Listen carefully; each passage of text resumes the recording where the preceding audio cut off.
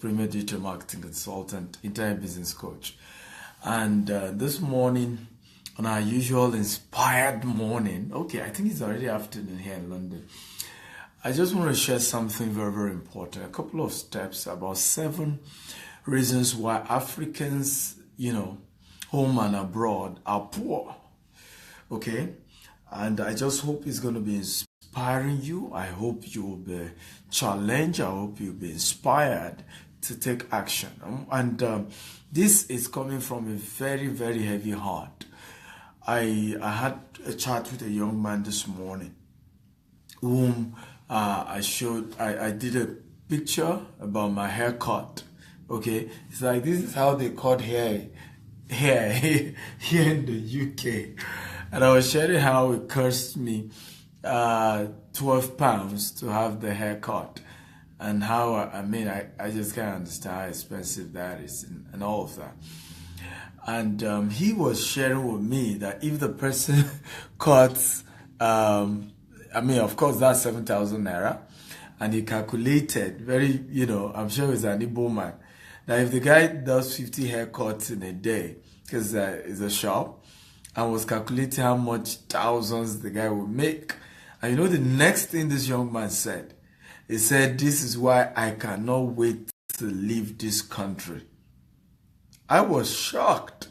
Very, very shocked. That was the next thing he said. He said, "That's why I cannot wait to leave this country." And I looked at him, I said, "Are you kidding me?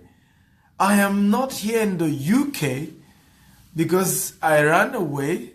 I'm here on vacation turned business trip where I'm invited to train people. If I had not succeeded in Nigeria, I won't be able to afford to be traveling all over the world." And he didn't get it. He just, was already assuming that life is better in the UK, life is better in the US. And this is the same narrative a lot of people have. I tell people, an alligator, a lizard in Nigeria cannot turn to alligator in London or in the UK. A lizard in Nigeria cannot turn to alligator in London or UK.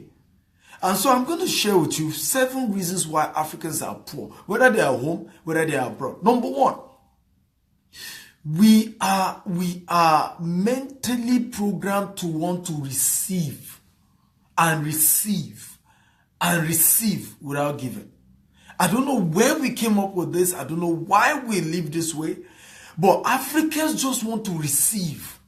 Just give me, give me, give me, give me. They don't care if you die. That's your business. Just keep giving me. I mean, this part of the world where people will just chat me up. I have, a lot of chatting. I was in Nigeria. I had this experience in Dubai and it was shocking. Several people just chatting me up. I've been in Dubai. I'm stuck. I thought things were going to be better. And now I don't have papers. I cannot work. I cannot do anything. Can you give me money to go back to Nigeria? And I'm just like, I don't know you.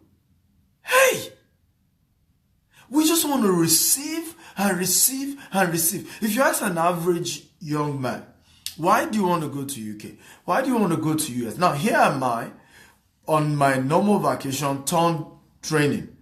Okay, so I'm here in the UK training people, giving. I'm going to the US again, training people. I'll be in Abu Dhabi for my vacation with my family. Some training has also been set because people are demanding for it. But you ask an average person, why do you want to go abroad? They tell you, I want to leave so that I can get a better job and have a better life and make money and become rich. That is the conversation. There is none of this thing that says, I have a value, I have a solution to a problem, and I'm going to solve it. I have something I can do. I have something I can add to the UK community. I have something I can add to the US community. I'm going to go there. I'm going to, provide that solution, and I'm going to charge for it. Nobody is saying that. And this is one of the reasons why you now see people say, they are wicked and Africans, they don't want us to come to this country. It's because you're not adding value. I've never been rejected for any visa. And the reason is simple. Even when you see me, you know that, your country is not that special. I can't even wait to go back home. Okay, I can't. I mean, I'm just here to do one or two things. I'm good to go. I mean, the last time I was applying for my UK visa, and they were dragging. I called because I even know him. I told her, I said, I want my international passport back because I have another international engagement. And if you guys are not going to give my visa on time, I need it back. And people say, don't say that. I said, yeah, I need it back. Even if the visa were to have said no, I mean, it's no big deal. I want to come to your country for vacation, spend my money, train a couple of people. You don't want that? Keep your visa. You know, anybody who understands the concept of adding value will never be desperate about anything. Because you know you also have something to offer. So one of the major programmed poverty of the mind that Africans have had is receiving. You see somebody and they say, oh, the person is giving scholarship. Instead of saying, oh, I don't have money, but maybe I can donate 2,000 naira. The first thing an average African will do is to say, yes, by the way, my own cousin too is broke. Oh, by the way, my own. Instead of saying, I want to be a giver. You must build a culture of wanting to give. There is something on your inside, ladies and gentlemen. There's something on your inside. There's something you can offer your world. You are loaded. You have a lot of value you can add. You have so much stuff you can give the world. The world is waiting for you. Ladies and gentlemen, the world is waiting for you. There's so much on your inside you can offer. And stop this beggarly mentality, this give me. I just think it's sickening. You know, I saw something recently. There's this guy, Sadiq Daba, amazing journalist who had added value to humanity. And I just saw that he apparently has been sick again, because there was a time I heard he was sick. And he's been sick, and I saw that this woman activist visited him. What's her name again? Some of you can remind me. Joe Dumaki. And, you know, needed money. And immediately I said, I've contacted, our foundation. They should send something. And then I'm saying, no, that won't be enough. How can I maybe do a post, a broadcast, and I'm still going to share that and encourage more people to donate. This is an amazing guy. I grew up watching him. Ladies and gentlemen, that's what we need to start doing as Africans. I'm back. Sorry about that. I'm back. So let's get to share it and get back to our normal. Where did I stop? Can somebody remind me where I was? Okay, I think I was talking about Sadiq Daba, and I want to encourage you to, there are posters everywhere with his account detail. Please send something to that man. Amazing man. Was a veteran journalist. You know, we saw him on TV, added value to everybody. He's going through a tough time as a retiree, and I will still get to why we shouldn't have the aged in our community suffer like that. If somebody has worked hard when he was young, he has invested in adding value, he shouldn't live his latter years suffering from cancer and bone marrow cancer, and he cannot get good treatment. It is sickening. It is wrong. It is wrong. You work hard in your youthful days so that you can rest at a later day. But the major thing we have as Africans that is an issue and we need to work on is that we need to work on our mindset to be givers. Nobody wants you in their country. Nobody values you in their country if you are not a value adder. If there's nothing you can add to that country, nobody wants you. And that's the truth. The first time I got to the US, true story. This is a true story of my own story. And, it was here at Atlanta. I can't remember which of these point of entry. Very notorious from what I even heard later. And they told me what I come for. I said I came for a World Bank event. And they said, where's my letter of invitation? I said, I was trying to check it. I thought I had printed it, but I didn't. So the guy noticed that I didn't have that. So he put my stuff, my international passport, inside a yellow bag and then called one of his colleagues, treating me nicely. I didn't know that I was already entering Wala. So they took me to a place. I had to call my travel consultant, like, this has happened. they put in a yellow bag, and all of that. He said, he said, from yellow, the next is red. He said, if you enter red, from red, the next place you find yourself is Nigeria. I said, are you kidding me? For what? What was my offense? I said, what was my offense? My topic today is why Africans are poor and how to, overcome the poverty programming. We've been programmed to be poor from birth. Our parents too were programmed to be poor. Actually, it's a programming. Many of us don't know, and I'm going to be opening your eyes to them today.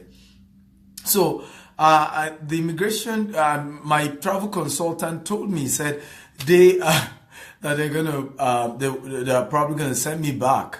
Why didn't I have the invitation letter where I was going to and all of that. So immediately I said, no problem, I'll sort myself out. Something in me rose up because, hey, I was coming for an event and I don't have a plan to stay in America. Like many Nigerians do, you say you want to go for something and then you stay there forever. So I stood up and he didn't even call me. I didn't even know that wasn't the protocol. It was later I learned that if they don't call you, you don't even go. So I just walked up to him and I said, excuse me, what's going on here?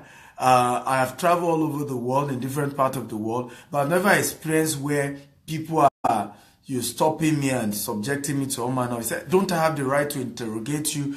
I said, you have the right, but I've not experienced this kind of, ridiculing, I'm just here for a conference. And, he said, well, but because you Nigerians, you say half truth and you say half lie. Something touch in my brain. I said, I'm not an ordinary Nigerian. I said, Google my name. And he said, no, we're not talking of social media, your normal, because normally when you Google people who are active on social media, their social media handle will come up. I said, I'm not talking about social media handle too. I'm talking about media interview. I'm talking about books I've written. He said, books? I said, yeah, I've written books. At that point, I noticed I caught him. I've said something that interests him. So I pocketed my hand. I said, go on Amazon. You're Amazon. You see my books there. And he did. He went to Amazon and then searched my name and said, you wrote The Mobile Millionaire. I said, yes, that's my book. He said, you wrote Survival Instinct. I said, yes, that's my book. That's your brother. He said, you wrote this. I said, yeah, that's my book. He said, obviously, you are one of the most important people from Nigeria. He said, welcome to America. I thought some of you clap for me. Yeah. But the truth was that suddenly, seeing my profile, seeing that I've written books, seeing media interview, they knew that I'm not a parasite. I'm not going to be a parasite in the system. Rather, I'm a value adder. Every country, every human being is looking for a value adder. So number one program that has been programmed to Africans is receiving and not giving. You just wanting to get. Let everybody give to you. You just be the one receiving. It's the same thing we're complaining now. Even about religious leaders and organizations and institutions. That is not just that churches should collect money. Give back. Now, I'm not the extremist. I also have the other version I'm hearing where people are saying pastors shouldn't live a good life. Okay? What the scripture says is that they are entitled to double honor. If somebody is praying to you and ministering to you in spiritual things, you're supposed to minister to him in carnal things. It's scriptural. We must be givers. We must support our pastors. We must support the mission work. But when a pastor now become a receiver all the time, give me, all is after is receiving and receiving, God's laying in my heart. Somebody here, you have 10,000 pounds, bring it now. Now, these are rubbish. Now, again, like I said, I like to balance things because I've seen the extreme. I don't like anything extreme. You must be careful, and many of us need to be careful. These are tough times, and we have to be careful. Those who are too extreme and telling you churches are the problem, okay, and the only problem you are facing, they are extreme. They are not saying the truth. And of course, those other religious leaders and pastors who are also after just taking people's money, living extravagant life, and not thinking of how to add value to people. They're also the extreme, and it's senseless. So what do you want to do? You want to be in the middle, right? Like me. I'm in the middle of the conversation, which is we should be givers. We should impact lives. We should reach out to ministry. We should expand the work of God. But we should do it with credible people. We should do it with people who have antecedent. We should do it with people we know have genuine calling. Is this making sense at all? But the first thing we must be delivered from is the deliverance from receiving. We must be givers. Start giving. That's why our churches are filled up. What are people looking for in those churches? A miracle is coming your way. This week now, money that you didn't work for will come. That's not true. You have to work for the money. Any wealth gotten in vanity will diminish and will perish. It doesn't even add value to you. Haven't you seen people who won lottery? All this lottery and lotto. And how many of them, their lives end up getting worse than it was just because they did not use it well. They got the money in vanity. They didn't work for it. And they went into drugs and they became drug addicts.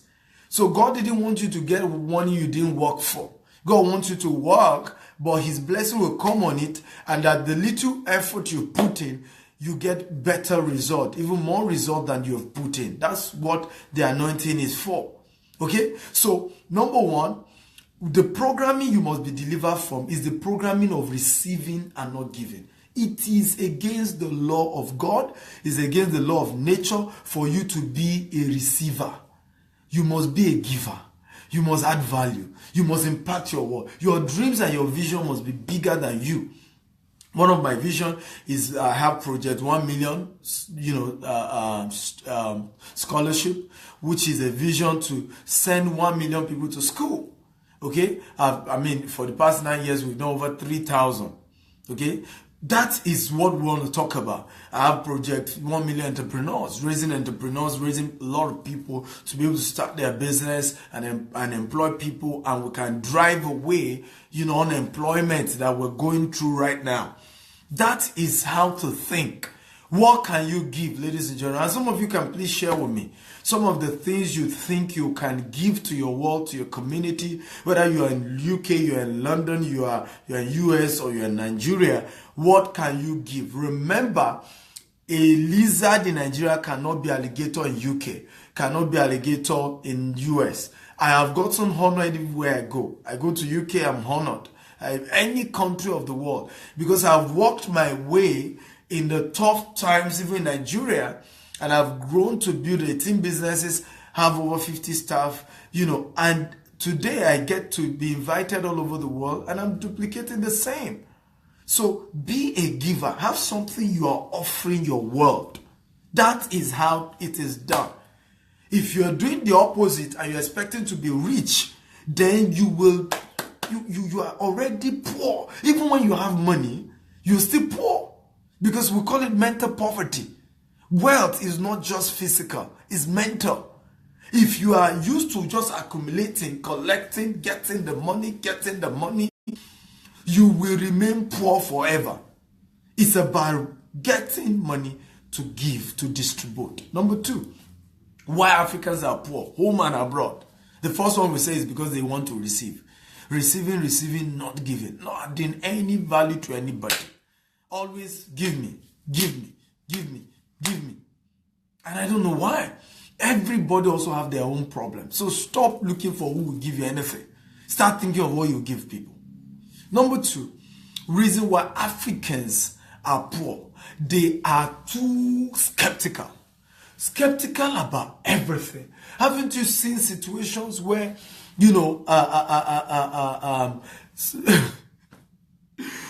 probably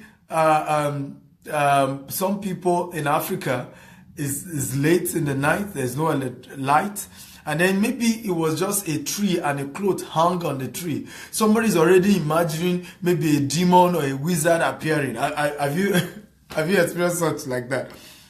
We are so skeptical. Have you seen that Africans will want to go into business deal with people and they're already thinking that the person wants to cheat them?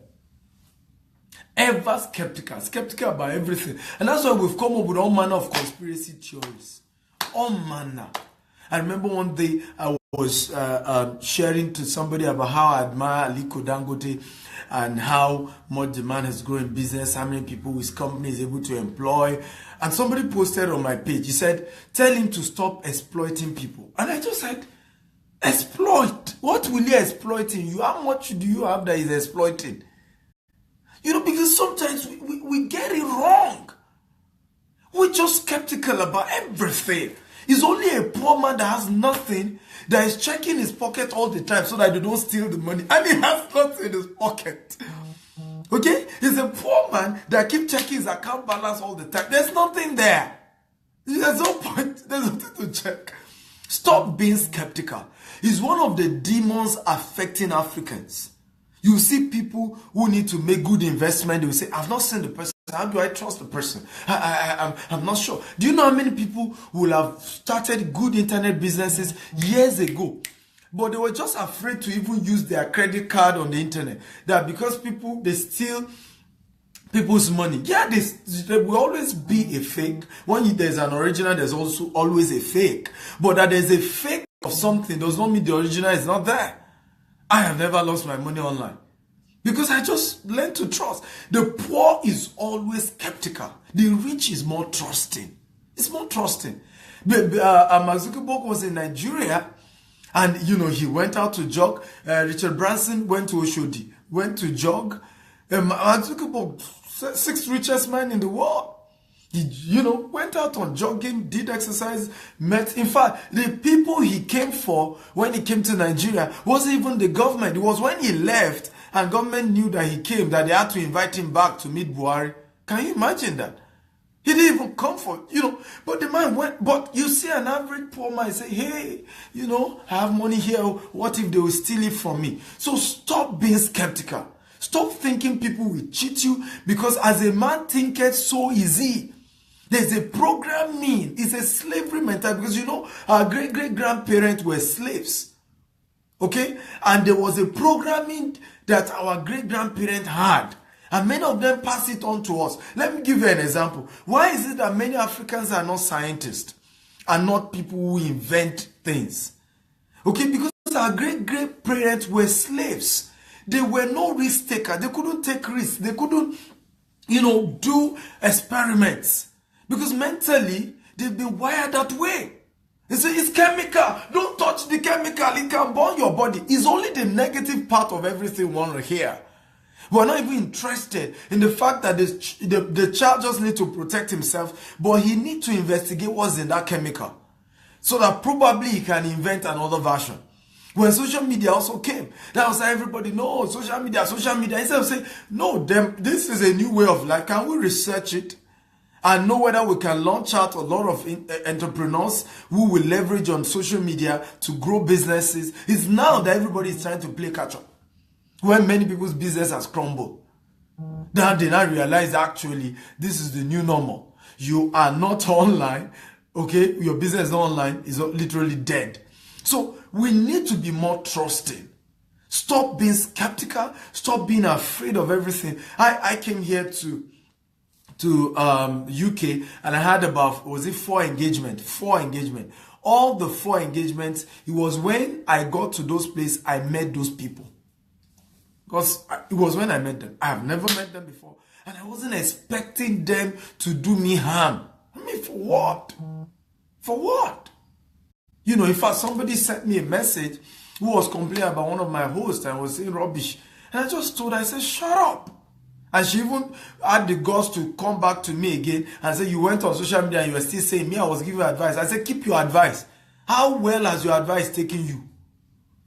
Because I meet people internationally and they say, oh, you're adding value. Can you come and be a blessing to us in this part of the world? And then somebody will just say, be skeptical about that person. That's already a giver. That's somebody who is already having the right attitude we're talking about right now, isn't it? Okay? Barbara Wissel say, I'm new here. Would like to introduce more of the trade to me. Okay, well, today I'm not yet talking about business. I'm not even focusing about, 7 reasons why Africans are poor and how to delete the poverty programming that has been put in our mind. mind because it's important to work on it. We have been programmed to be poor people. Africans have been programmed because we are coming from a lineage of slaves who became free. The free generation is just about 3 generations now that we can say totally free generation, in African descent. It's just about 3 generations. We're talking about, 3 or 4 generations. So many of the baggages our parents dealt with, they still pass it on to us. And then number one that I've talked about is the culture of receiving and not giving.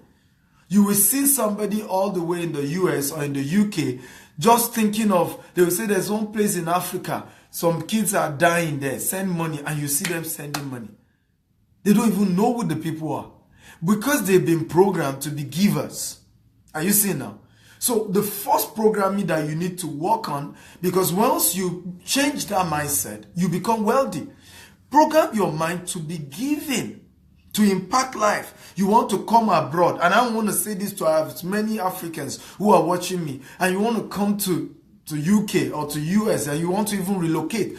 Think of what to offer people here. Be a value adder. Don't just be a parasite and just think that you come to the UK or to the US and your life will turn around. It doesn't work that way. I'm dealing with people going through that now. That's the complaint I keep getting. I still have one yesterday. Somebody chatting me up. I'm stranded here with 3 kids. I don't know. Help me. I'm stranded in the US. I can't go back. I can't stay. I can't do this. I need your help. And I just why did you come here to the US without having a value, without having something to offer? I met another young guy. He wanted to relocate his himself and his brand new wife, just got married, to the US. And I asked him, what will you do? He said, I don't know. But they said, US, that's where things are working. Hey, stop it. If anything, think of what you can give that community. Number 2, we've discussed, is that stop being skeptical. We are too skeptical. And that's why we've not evolved. That's why some people want to even do you good. You're already being skeptical about the good they want to do you. That why will anybody just like me? Why will somebody just want to help me? Why? I've met people like that too. I don't know whether you have, but I have.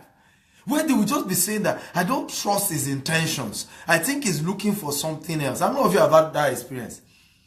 And that's a poor man's situation for you. A poor man, he's always thinking that people are after him. He's always thinking people don't wish him well. He's always thinking, and that's why the poor man is one looking for witches where they don't exist. He believes the witches in his village are chasing him. He believes witches from the father house are chasing him. Witches from the mother house are chasing him. Witches from all over the world. So you think that everybody is so idle that it is you they are now chasing, right? Even the devil is busy. Even the devil is busy. At least he said that to God during case of Job. He says, I'm going to and fro.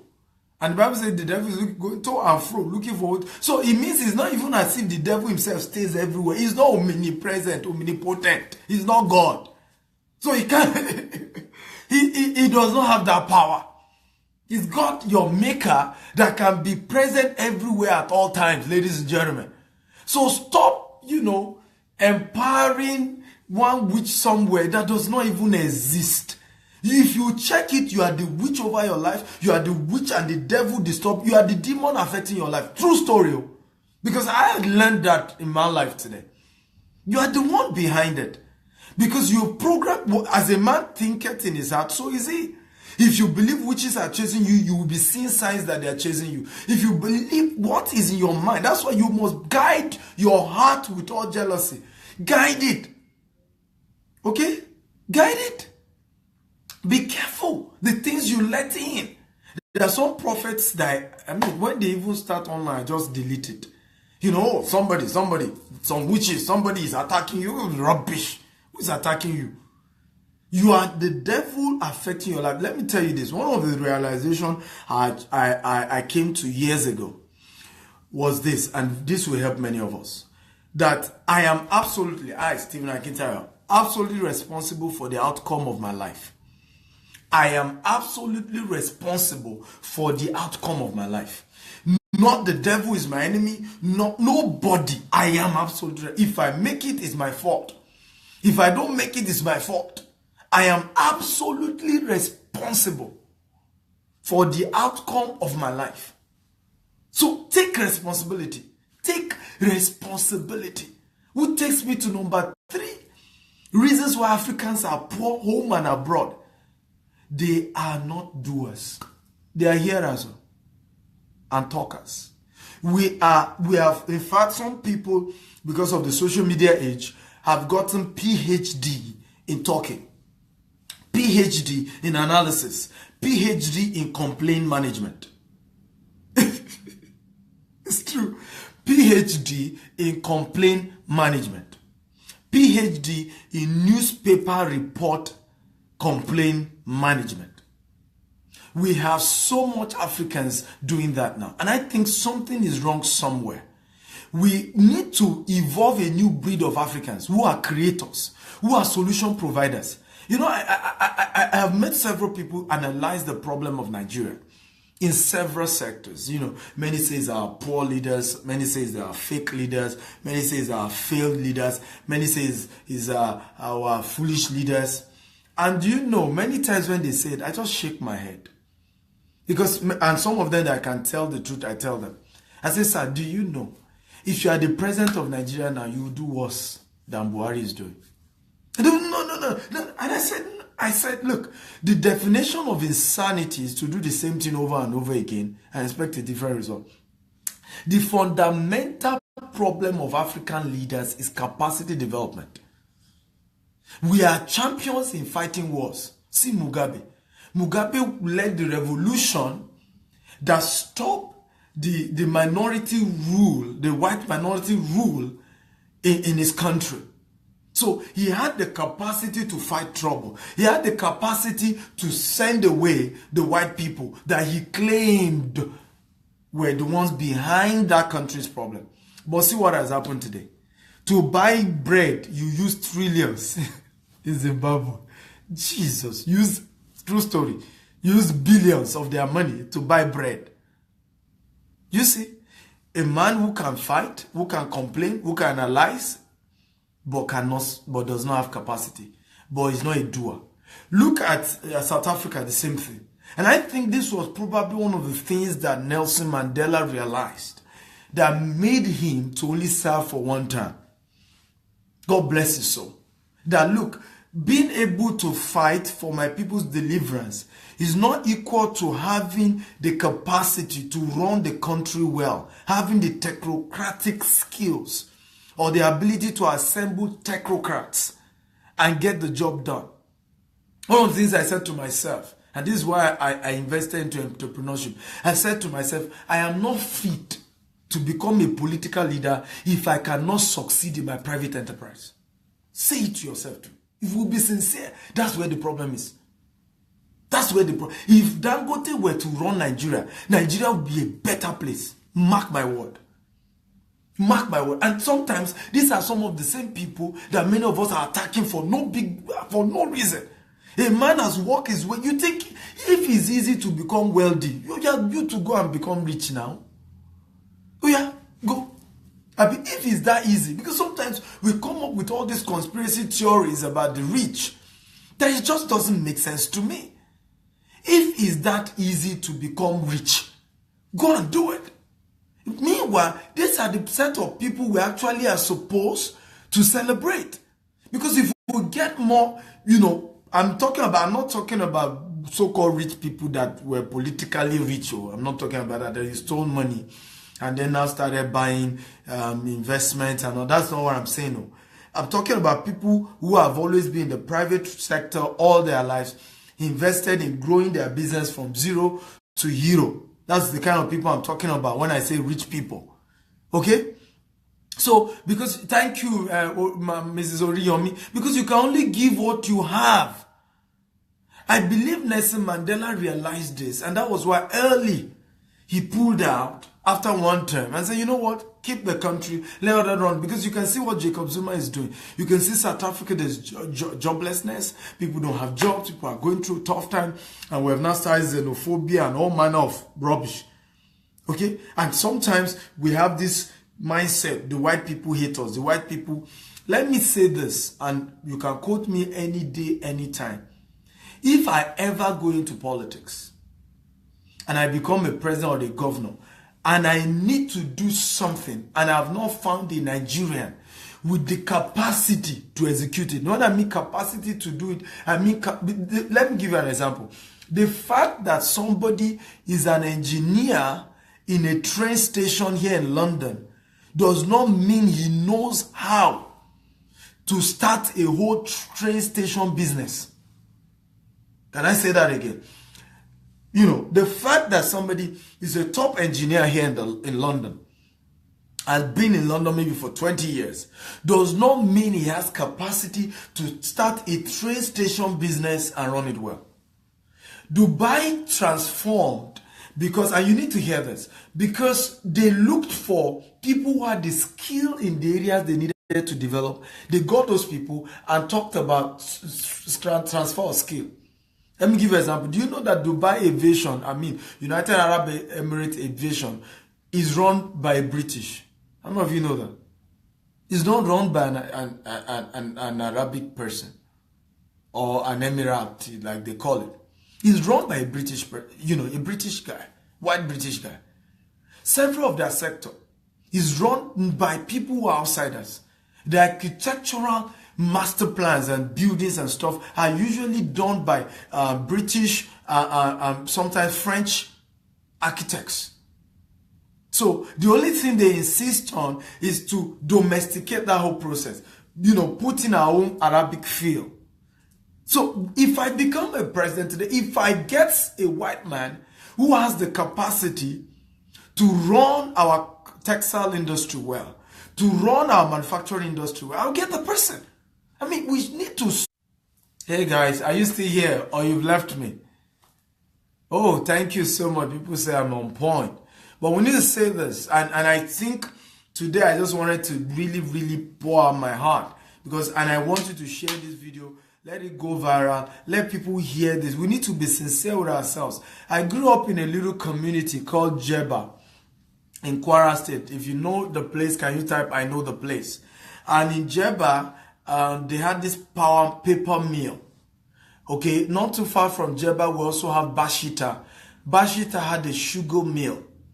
The paper mill in Jeba and the sugar mill in Bashita were run by Indians in the 60s and 70s.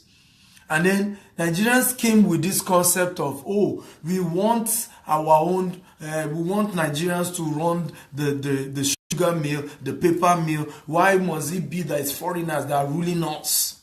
You see, the slavery mentality we have. Instead of saying that who is the expert. Do you know that that same slavery mentality is the same thing affecting us now? Where we have changed it from white to no. Why must an Hausa man rule us? Why must it be an Hausa man? Must it be the North that will always rule us? Can't we the Southerners rule? You see, we've started it again. Huh? We started it again. And that's how we want to divide Nigeria. And we're telling ourselves lies, pure lies, pure lies. Is your governor not from your locality? Is your local government chairman not from where you are? Why has he not turned that place around? Why must he feed you lies and you accept it? Why must he feed you lies and you accept it? That is a mediocre. That his brain is not working. Listen, many of the so-called leaders you call political leaders, mentally they are zero. They cannot create anything. They are empty upstairs. Their brain cannot turn. If you cannot turn a 100 pounds, okay, to 10,000 pounds, to 100,000 pounds, you're not fit to lead politically. Because you won't even have an idea of how you can really turn the little resources your country has that you're generating from oil and diversify it and, and expand your businesses and turn things around. You won't be able to know how to do it. So we throw sentiments around. So that was how the Indians were chased out of the Jeba sugar mill. paper mill, and then Bashita sugar mill. Guess what? All those places are gone now. They are all gone now. Those companies have folded up. The people who were employees there no longer have jobs. Those communities are now poor communities, broke communities, because we insisted, we wanted, let's have our own people. You will never see me do that. You will never see me do that. In our company, I don't care where you come from. If you have something tangible to offer, you are important. You are important. One of my former GM one day said to me, sir, it took me years to know what you like. He said, result. He said, if anybody wants to be your best friend in this company, you should just get result. He said, if the person has result, you will like him die. And that's me. I don't care who you are. You can be white, you can be yellow, purple, green. If you have something tangible to offer, let's be friends. That is one of the major challenges we're facing, which is we are not doers. So how many of you will type here with me? From today, I make a vow to be a doer. Can you all type it now? I make a vow that I'll be a doer. I will find something. He said, whatsoever you find doer, it shall prosper. When God's blessing comes on what you are doing, it will prosper, ladies and gentlemen. When I started speaking as a speaker, running conferences, speaking at events, I started with a team of my first training, less than 10 people, and people wouldn't come. It was free. I'll be begging people to come, but do it excellently. I kept at it. I kept running my trainings. I kept running my empowerment trainings. Today now is a global enterprise, training people all over the world. You see? So find something to do and do it well. Be a doer. That's number 3. Be a doer. Be a doer. Be an executor. In fact, we have a camp meeting coming up very soon, and we'll call it the Intelligent Executor. That's the title of the camp meeting. The Intelligent Executor. That's the title. And we're going to be focusing on how people can become better doers. Execute things. Because you want a job. Many of us now, look at it. I was in Aberdeen the other day. And again here, even in London, what I realized is that a lot of people is either they finish masters, the least person has finished masters.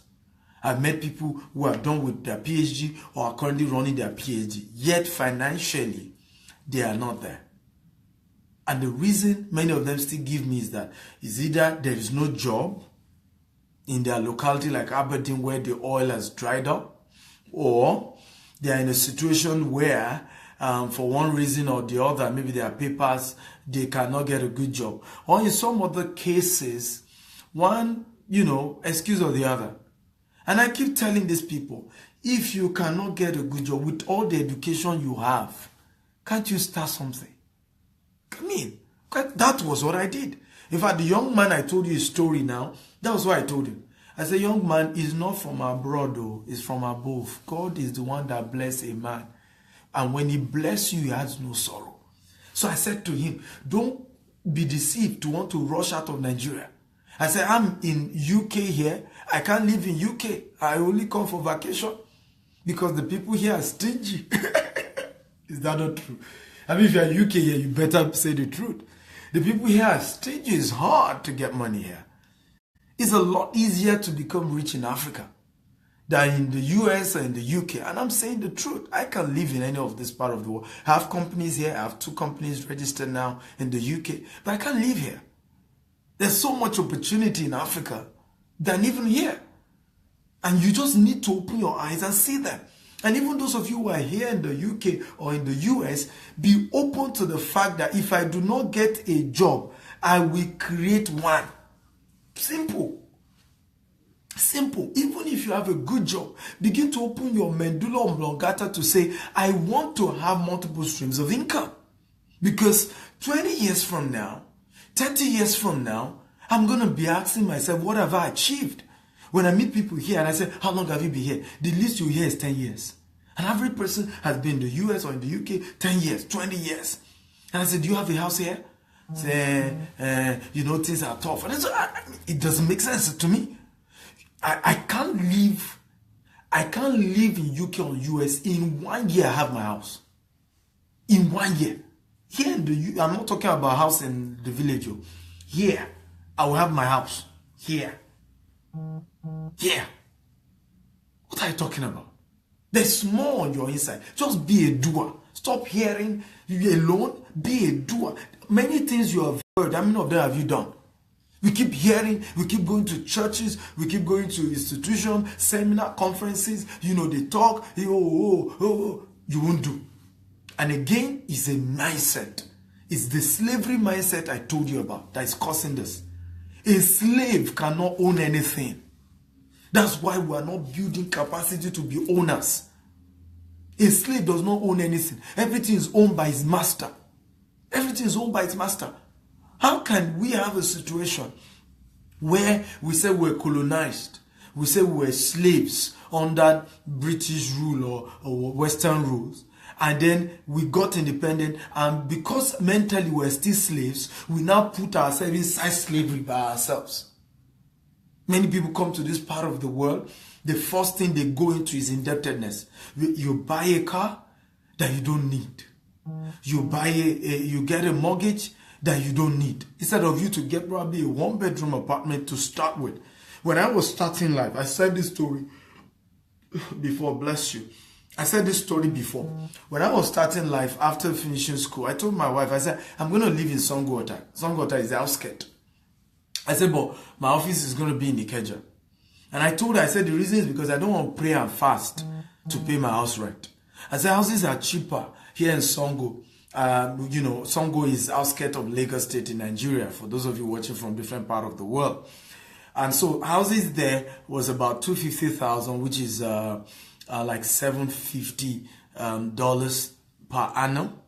But in the city, in Ikeja, you will probably need up to $5,000 per annum to pay.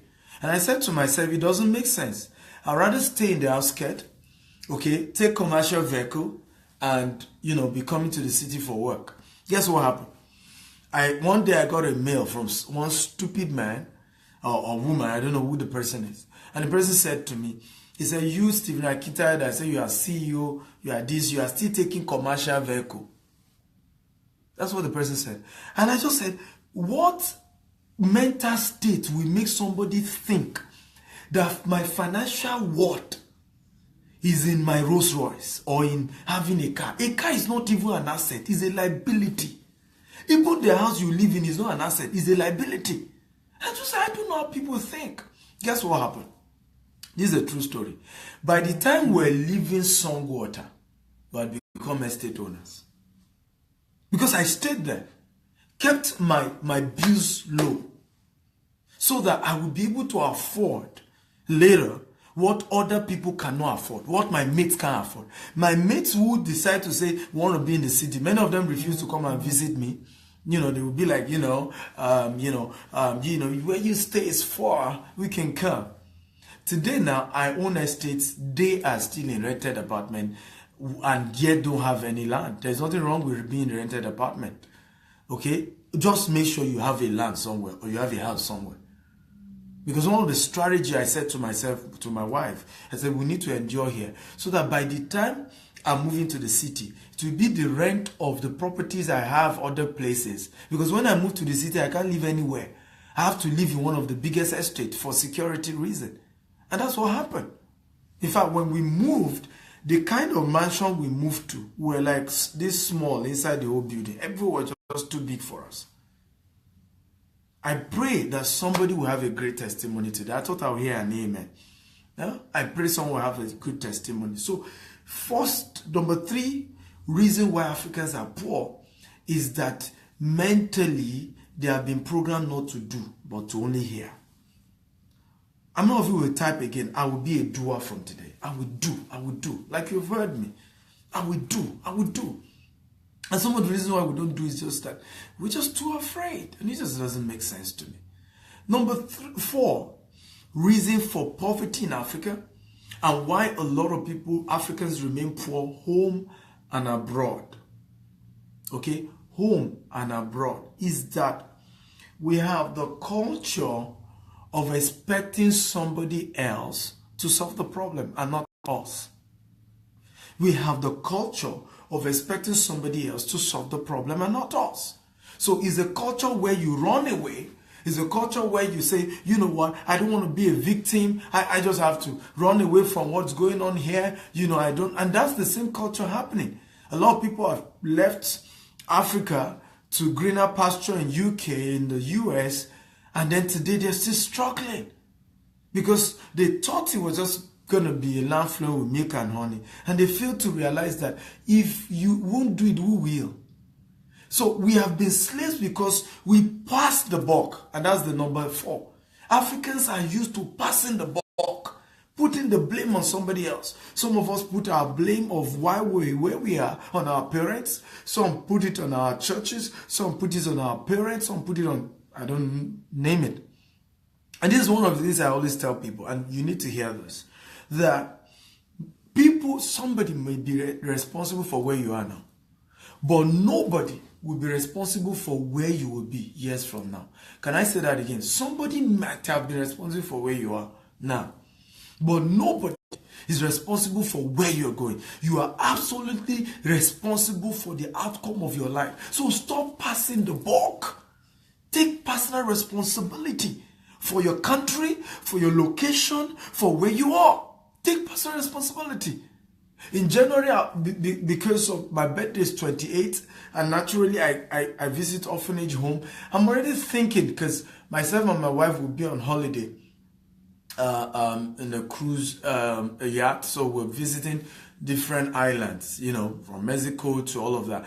Mentally, I'm already thinking, yes, I know my foundation team in Nigeria will visit some orphanage home because that's how I celebrate my birthday. But I'm thinking, which orphanage or places, maybe home for older people, can I visit, in the US or in any of these Caribbean countries when we're in the cruise?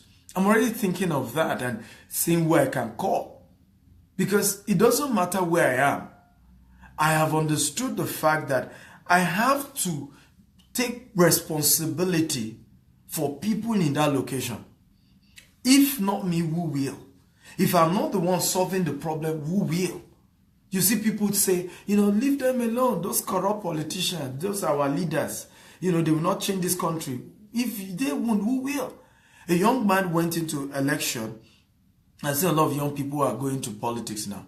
How many of us as young people are saying, I will support this person? There was one who told me, he just told me he was going, I said, no, I will support you.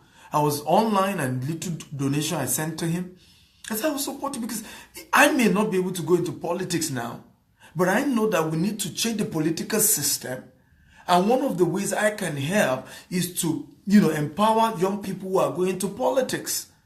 Okay? In my little way. Of course, it may not be much, but if it's in small donations, if it's in to also promote them and endorse them on my platform, I want to do that. Be the solution provider.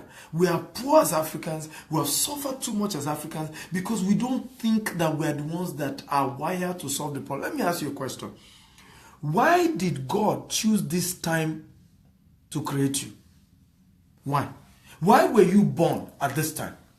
Why were you not born in the 1800s? Why were you not born in the 1700s? Why? Why did God also choose to now give birth to you in that part of Africa, whether Sierra Leone or Nigeria or Ghana or Cameroon? Why did God now choose that part of the world as where he was going to give birth to you? Why? Who can answer the question? Why? Can somebody help me with that answer? Can I tell you the answer if you care to know? The reason is because you carry the solution to solve the problem in that locality. God had loaded you with the capacity to solve the solution in that place. That was why I rose up one day and I said, I hate the way I'm seeing my brothers. I hate the way I'm seeing my fellow Africans suffer and people graduate from school and there's no job. And I went through that process. I printed 100 CV. Nobody was willing to give me a job. I had to go and start my business on my own. And I said, if I can only help 1 million Nigerians or Africans or Africans basically, I will have influenced the change in Africa. Because if those 1 million people, okay, employ average of 30 people, we have simply created 30 million jobs. That will go a long way in reducing the poverty line. Probably in a few years' time, from some of these other 30 million people, half of that or less than that will also go and start their own business, and we can solve the unemployment issue in Africa. Why am I doing that? Because I just took responsibility. I believed I was born for such a time as this because I carry a solution for my generation. How many of you will agree with me today that you carry the solution to the problem in your country? Even those of you in the diaspora, you owe it to your fellow Africans to do something about what's going on there. Even if it means starting a blog that will expose corruption, even if it means, starting an organization that will entrench transparency, even if it means starting a whole, agency that will support credible politicians. Okay, even if you are in the UK or you are in Netherlands, you are in the US, you are in Canada, you are in Italy or wherever, God placed you there to save your people. You are responsible for them. So what are we saying as number 4? Stop passing the buck. Take responsibility for what is going on in Africa. Yes, the Obasanjo generation, Buhari and all of them generation that still don't want to live there may have been responsible for the mess we have now, but you and I owe it to ourselves to clean the mess. If nobody does, we will. Because we will grow up in the mess. And we will now end up giving excuses to our children. And we shouldn't do that. So every one of you hear a young man in Africa and you check his antecedent, he's doing well. Whether you believe in the party or not, support the man. You heard a technocrat is doing something, support the person. I didn't know Akinwumi Ambode from anywhere. Akinwumi, the former Minister for Agriculture. But I saw the things the man was doing in agriculture. I just became like his online fan. Every time I just talk about him well. Because if people, let me tell you one of the reasons why a lot of African leaders are wicked. Can I say the reason why? We do not celebrate our heroes when they are alive. That's why they go bad. Because they realize that even when they are doing well, nobody will celebrate them. So what's the point of doing well? When you are seeing people doing good, your own part, whether you are in whatever part of the world, can just be to say, I will start a movement to begin to highlight 10 outstanding Nigerians, Africans, okay, Ghanaians, Togolese, Sierra Leoneans, South Africans or whatever, who are doing well. I'll begin to point the light. So that we don't keep saying that all Africans are bad, all Africans are not good, and if you say an African guy, there's something wrong with him. One of the things I said to people, I said, everywhere in the world I travel, I'm going to be training because I want to build a brand as an African expert, as a credible African who can be trusted and you can do deals with him anywhere in the world. I intentionally said to myself, because when I had that first experience at the US Embassy, I said, no, now I understand that I'm actually a brand ambassador. That if this man at the immigration will see more Nigerians like me, okay, suddenly he will not begin to think that every Nigerian is a liar. If he can see more Africans like me, who will be credible with what they're saying, who when they say they have come to spend certain number of time, they have actually come to spend so number of time, who will just be sincere and be trustworthy, then we'll see that. Okay? We'll see that happen. People told me, why didn't you come? You'll be getting visa. Why didn't you come and give back to your children in the US? It's a way to turn them to citizens. And I just busted into laughter. I said, the kind of money that I will have, okay, US government will be privileged to give me citizenship. Write it down. I said, that's why I didn't do it. The kind of money I will have, developed countries will see it as a privilege to make me their citizen. So we need to wake up, ladies and gentlemen. We need to take responsibility for our continent. We need to take responsibility for this continent. We need to save this continent. And I don't care where in the world you are, you can add value. Stop complaining. Stop just being the one giving problems all the time. You come and analyze, and there's no single solution you are offering. Stop it. Tell yourself, I'm going to start touching the light. Those who are doing well in Africa, I'll be mentioning them. I have access to good internet. I have access to good electricity. So I will do that. I've been teaching on blogging, on 20 businesses people can do on the internet and make money. These are part of my own contribution to see to it that Africans become good. Because I just was shocked when I started traveling internationally. There was the first experience I had that shocked me was in London. I took a train and I saw this guy. He was black and he had a tag or something and he wrote Kola or something. I can't remember the name, but it was an African name. So I was excited because, we call it JJC now. Johnny Just Come. I was Johnny Just Come in London then. It was years ago. And I was just excited to see somebody who is also black skin like myself, thinking he was from where I come from. So I said, hello, sir. You must be from Africa.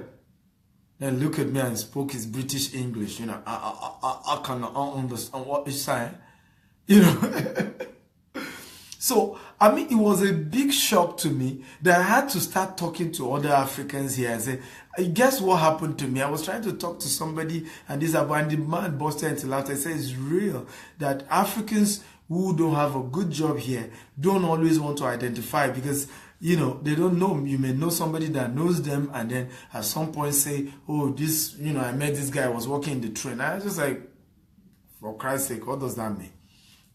Okay, if you're not proud of working the train, then stop working the train. Go start your business or something. Okay? Or go get better job or get more degrees or figure it out. There's always a way out, ladies and gentlemen. But I was shocked.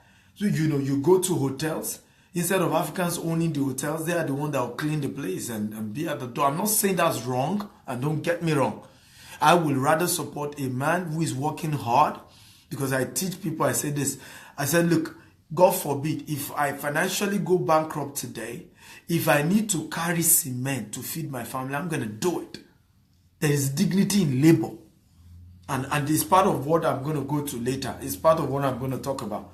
So there's nothing wrong that you're driving a cab or that you're doing something. There's nothing wrong with it. But you see, if you are doing that for 10 years, you're doing that for 20 years, you're doing that for 30 years, something is now wrong. Something is wrong because you're supposed to grow and graduate. When I started business, as a young man trying to fend for myself, I used to sell popcorn on the roadside. Buy popcorn. That's a true story. Buy popcorn. It was a phase, and I never felt little. That was why I was surprised that man wouldn't identify with me. I didn't feel I was in any way disenfranchised, or I didn't feel like I was small or inferior. It was even people that didn't want to associate with me. But I felt I was proud that at least I have a job. I have something I'm doing. There's dignity in labor. And I knew it was a phase. And I knew that a time will come in my life when I will have grown beyond that part. And is it not happening today? So there's dignity in labor, and don't get me wrong. But when it becomes situations where we as Africans are now the ones branded and labeled to be the one doing the ridiculous job, and we can't have some of our people who will begin to own those businesses, who will begin to have properties of their own. I'm not saying mortgage, you bought it. Pastor Matthew Ashimolo was sharing some days ago, and I really appreciated that message because he said the church bought a property. The other churches weren't buying property, but they bought the property for £100,000 something. And this year or so, they sold that same property, and it goes for £3.5 million. What they bought for, I think, £172,000. Years later, less than 20 years later, now going for £3.5 million. That's how, he said, when they got to London, they started a church. In 9 months, they got their property. I want to encourage you because I'm a realtor and I believe in real estate. Get a property for yourself. If you don't want to get it in Africa because you don't trust Africans, you don't trust Africa, buy something here. Go for trainings here on real estate. Okay, you can even use the credit to get real estate. A lot of people have grown real estate with credit. I've met people here who are doing well. One of them, Dr. Chris, who hosted me. She has a big lot of property, have schools everywhere. And in just less than 20-something years, she's amassed amazing wealth. In fact, the local county normally fight property from her. This woman, she will soon come and buy it. Let's quickly buy the property. That's the kind of things I want to see Africans do. And I want more. Because when we have more Africans doing that, then we'll redeem our image. We will no longer be seen as the scammer, as the Yahoo boys, as the guys who are nuisance to the community, who are the ones that are always loudest and just not contributing anything tangibly to the society. Something happened on Saturday. I finished my training, the Switch International training, and I heard the wildlife is around and they were doing wildlife. I wanted to relax, and I went there for a wildlife. True story. And you won't believe it. I was at the VIP seat. There was another side where artists were sitting down, and then I think Agudai was one performing, and I don't know how the person used the technology. He was just interrupting the mic, so you'll be hearing somebody else talk aside the man holding the mic, and you just almost messed the event up. And at some point, we had to say, who is doing that? Stop this now, and the guy was saying, no, so lady, she's a backup, she's supposed to sing, they didn't allow her to sing, just interrupting the whole event. And I just said to myself, oh boy, do these people know how much hundreds of thousands of pounds have gone into that event? That you just now felt that the best thing you can do is to destroy that event. I heard that here in the UK, there used to be a place where Africans had shops. Okay, those of you who are here who are in the UK, you can bear me witness. They say Africans have shops, a lot of shops. And that suddenly Africans started bringing, ritual stuff. In Yoruba they call it ebo. And then every morning they were bewitching each other. And that whole area now is no longer full of Africa. Indians have taken over that whole place because they all bewitch each other's businesses till the whole thing went down. Something is wrong with us. And we need to tell ourselves the truth and change ourselves. Because we are a reflection of our leaders. If we change, our leaders will change. We need to change. How can AY put together a fantastic event like that? One of those people that you can say will make, is a good ambassador of Africa. That somebody has come, put together an event, there were over 2,000 people there, massive event, and then you want to spoil the event. And you think you've done something good. You think, because they didn't allow your girlfriend to perform or something. We need to wake up.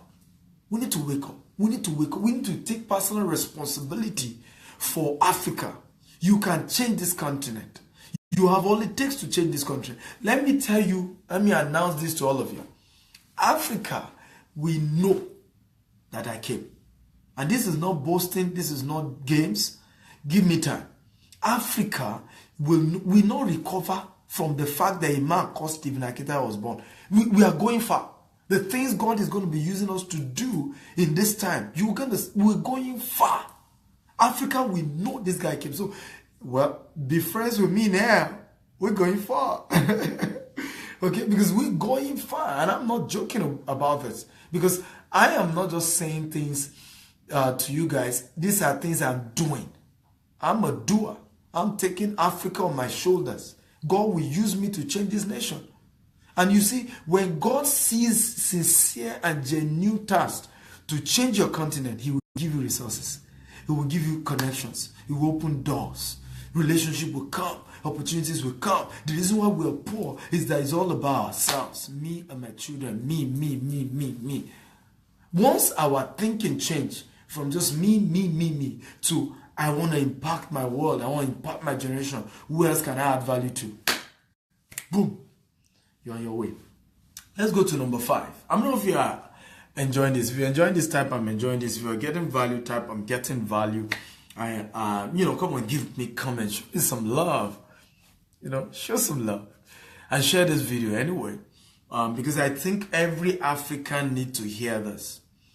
Every African need to hear this. Number 5 thing I want to talk about is called division. It's number 5 reasons why Africans are poor. We are never united. Division is one of the major reasons why Africans and Africa is poor. We are never united. If somebody else is doing this and is getting this level of results, some people will come and say, no, that person is totally the devil. This is the way we should go now. This is the way we should go. And it's one of the major reasons why we've never achieved something. Let me give you a story I heard that is happening in the UK and in the US and in most Western world. There are, two major categories of people, or 3 categories of people who are also from the developed countries. We have the Africans, we have the Indians, and the Pakistanis, so we can say Africa and Asia, right? And these 2 people also are all trying to migrate their people from Africa to this part of the world where we say green pasture. But one has turned things around, the other has not.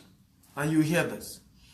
An Indian man will come to UK, and before you know it, begin to invite his cousins, his brothers, and before you know, there are 10 families. They all have children, they all have wives and husbands, and they are living in one big house. True story. Everybody begin to work, they gather, contribute their monies together, and then they buy the second house. True story. Go and do your research. True story. They will buy the second house, and it will be for number 2 person that came.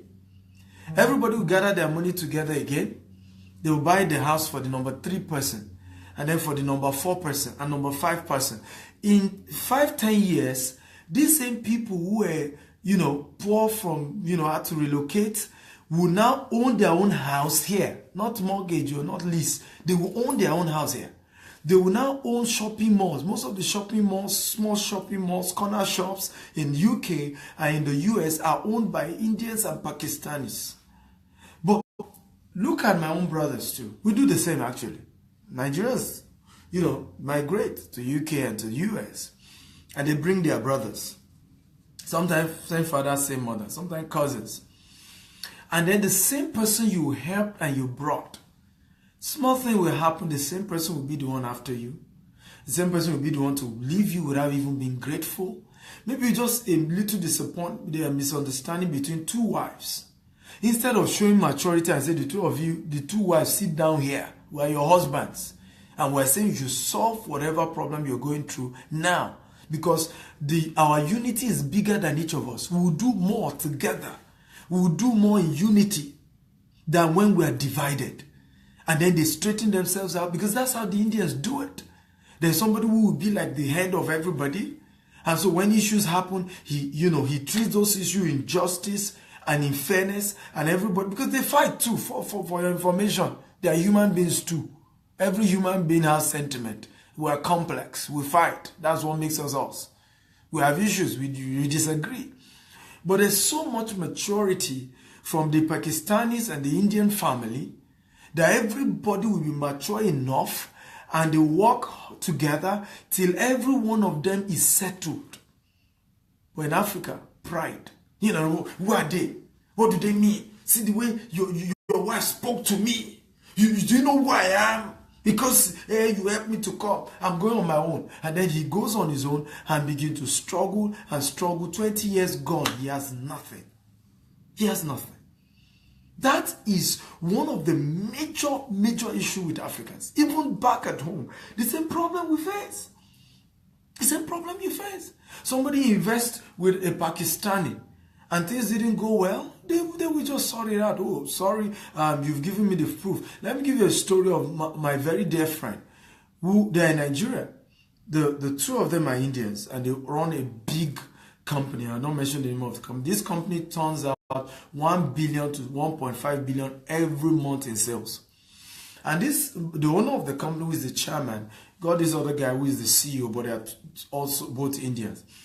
And suddenly something happened. They started having some losses. Some of the marketing managers in different branches, didn't remit their money.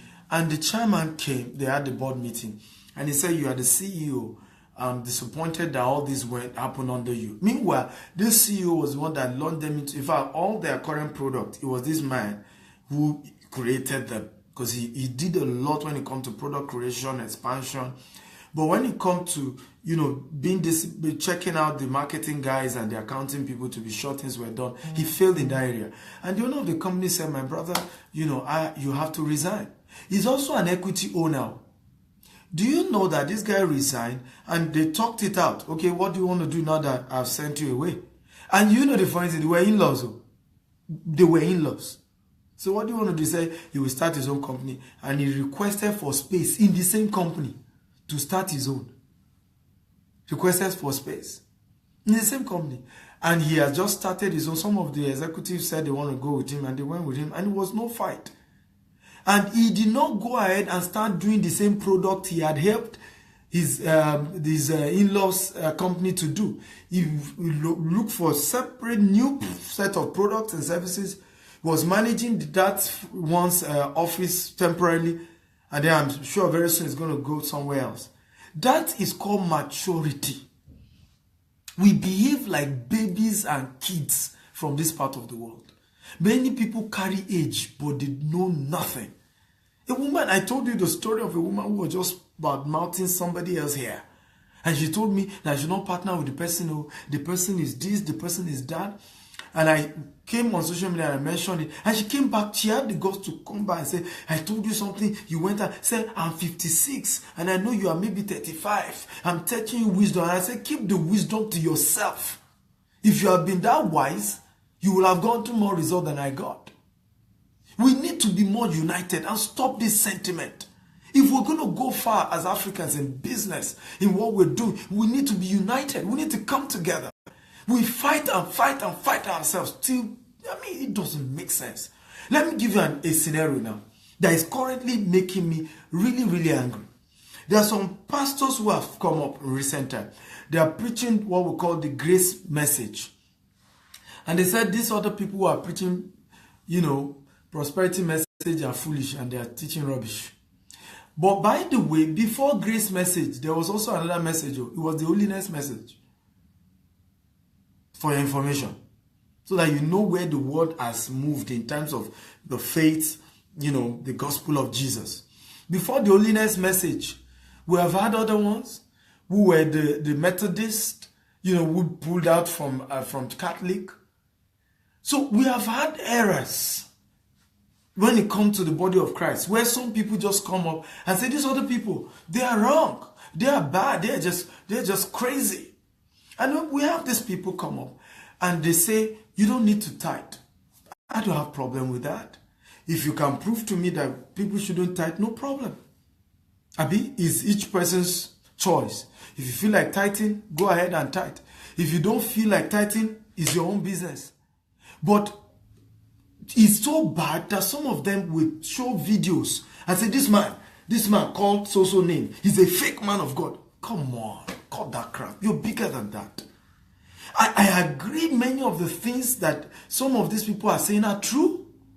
That a lot of pastors are doing fake miracles. A lot of them are practicing witchcraft. And they will say they are healing people. They are setting the poor free. They are doing, you say you are doing healing and then you are using, neuro-linguistic programming and all of this rubbish. We know. We know. And we've known over the years. And this is not new. It happened even the time of Jesus. It happened during the time of Paul the Apostle.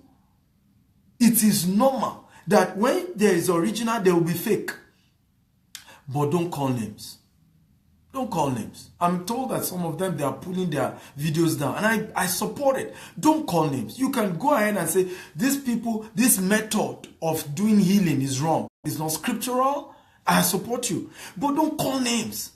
We need to be united. We need to be united. Because in the day of battle, who will defend you? Who will defend you? We need to be united.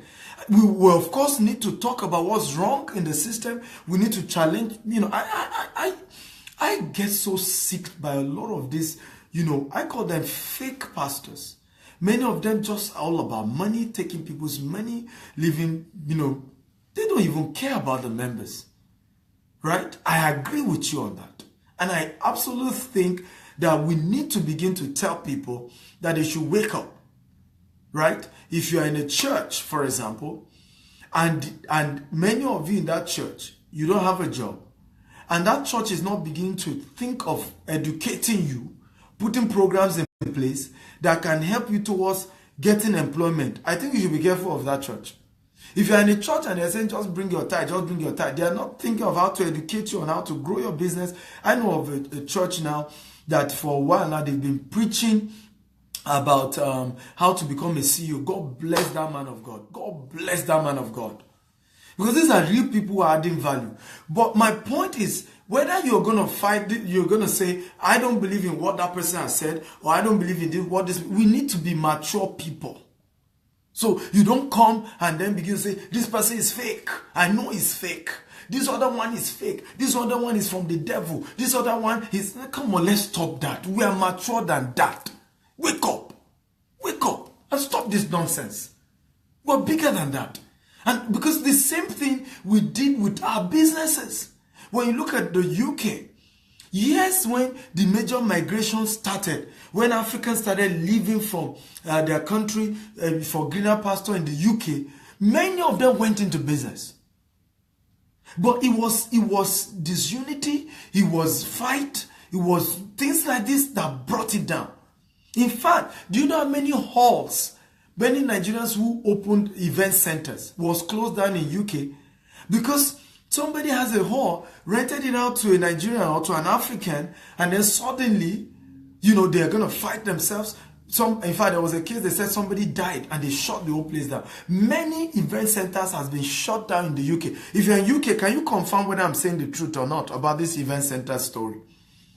Many event centers have been shut down. Before now, in the UK, you come and you need a loan for your business. Once you have fulfilled the requirement, it's done. In fact, there was a bank I wanted to open an account. And when I mentioned the volume of transactions that will be going through there,